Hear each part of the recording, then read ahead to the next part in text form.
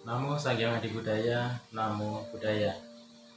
Anak-anak kami yang Bapak sayangi dan Bapak banggakan, kita bertemu lagi bersama saya Pak Satino. Pada kesempatan ini Bapak akan memulai pembelajaran pendidikan agama Buddha untuk kelas 4 di tahun ajaran 2020-2021 ini.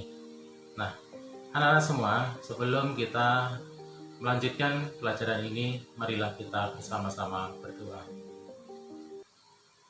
Terpujilah Tuhan Yang Maha Esa, terpujilah Tri Ratna.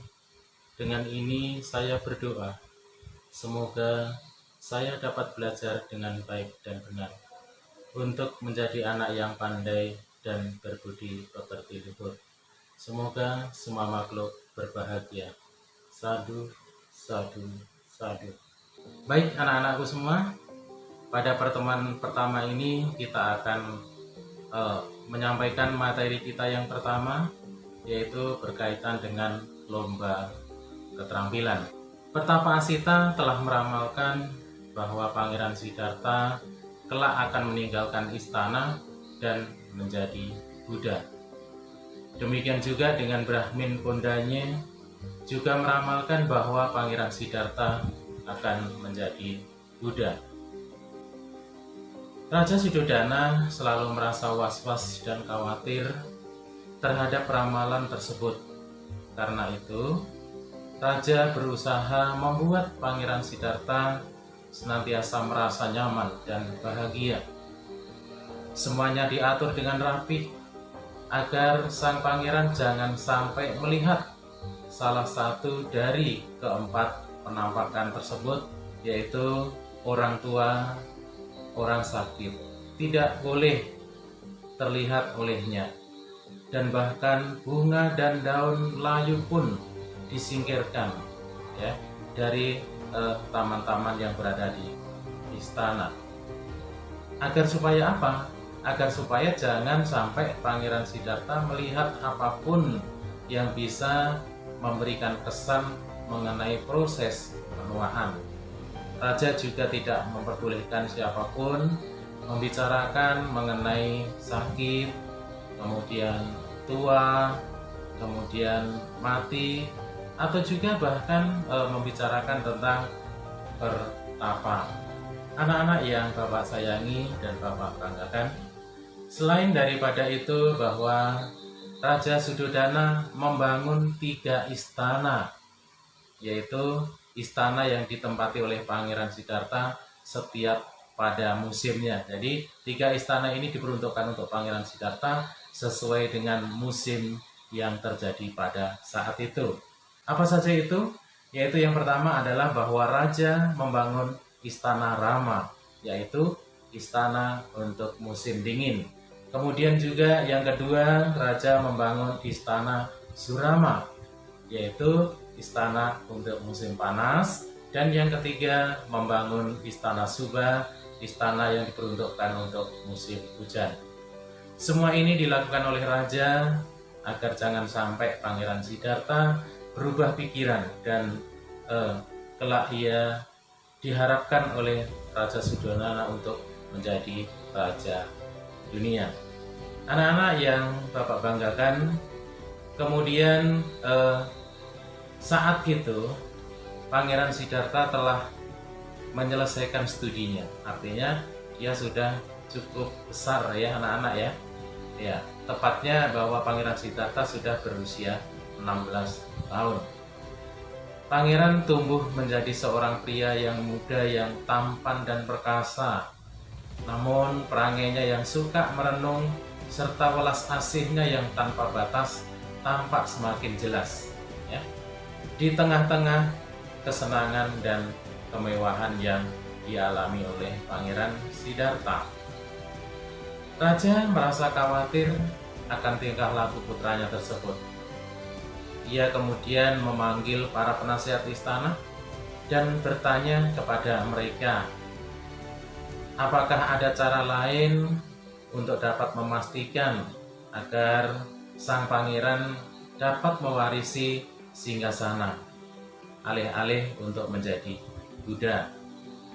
Setelah berembuk beberapa saat, para penasihat raja mengusulkan agar pangeran tidak meninggalkan tahta adalah dengan mencari gadis tercantik dan menikahkan pangeran dengannya. Setelah merasakan manisnya hidup pernikahan, maka pikiran Pangeran Siddhartha tak akan lagi beralih dari kehidupan berumah tangga. Raja lalu memerintahkan untuk mengirimkan berita kepada 80.000 kerabat Sakya dan meminta kepada mereka untuk dapat memperkenankan putri-putri mereka datang ke istana supaya pangeran dapat memilih salah satu sebagai istri. Akan tetapi, berita istana dari raja tersebut ditanggapi negatif oleh para kerabat Sakya. Kenapa? Mereka menganggap bahwa Pangeran Siddhartha tidak memiliki keterampilan dan juga tidak memiliki seni bela diri seperti para pangeran kesatria lainnya. Mendapat jawaban tersebut, tentu Raja Suddhodana sungguh sangat tersinggung. Ya. Ia menemui putranya dan menceritakan permasalahan itu. Pangeran lalu berkata pada ayahnya bahwa ia akan mempertunjukkan kepiawaiannya dalam pertandingan apapun, termasuk panahan di hadapan semua pangeran dan putri Sakya. Perlombaan yang diadakan adalah lomba balap kuda, kemudian lomba menaklukkan kuda liar, kemudian lomba keterampilan pedang, dan lomba panahan. Anak-anak yang Bapak sayangi, dalam pertandingan balap kuda, Pangeran Siddhartha terbukti paling mahir, ya, dengan menggunakan menunggangi kuda Kantaka, yaitu kuda yang berbulu putih dan kelahirannya pun sama dengan kelahiran Pangeran Siddhartha. Akhirnya Pangeran Siddhartha pun berhasil memenangkan lomba tentang menunggang kuda.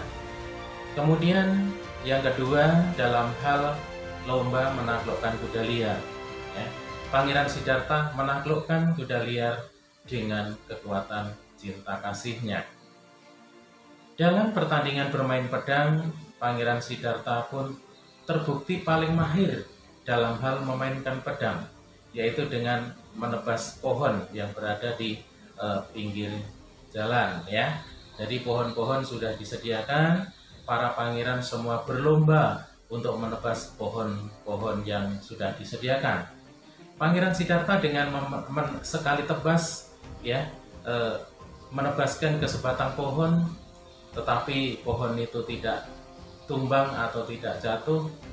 Nah, sesaat setelah Pangeran Siddhartha berlalu dari tempat itu, tertiup oleh angin kecil dan ternyata pohon itu tumbang dengan sendirinya. Nah, kemudian dalam pertandingan panahan, Pangeran Siddhartha adalah satu-satunya peserta atau satu-satunya pangeran yang mampu mengangkat busur panah yang telah disediakan. Pangeran Siddhartha dapat menggenggam dan mengangkat busur itu dengan tangan kirinya. Ia menunjukkan kepiawaian yang luar biasa dan tiada bandingannya dalam seni memanah. Dengan kepiawaian dalam seni pedang seperti itu, Pangeran Siddhartha membuktikan bahwa ia termasuk dalam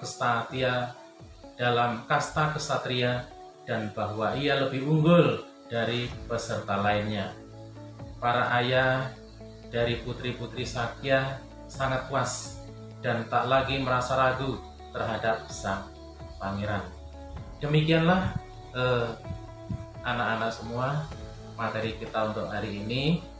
Jadi dari keempat pertandingan atau keempat perlombaan, semua Pangeran Siddhartha dapat memenanginya. Ya, jadi pertandingan tersebut juga dapat dikatakan sebagai Syayambara, ya, atau Syamwara. Ya. Jadi dari semua pertandingan, dari keempat-empatnya, Pangeran Siddhartha sebagai pemenangnya.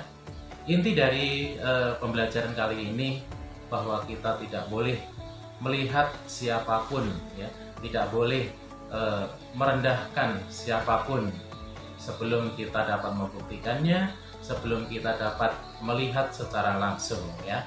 Kita tidak boleh. Itu adalah inti yang dapat kita berikan pada kesempatan hari ini.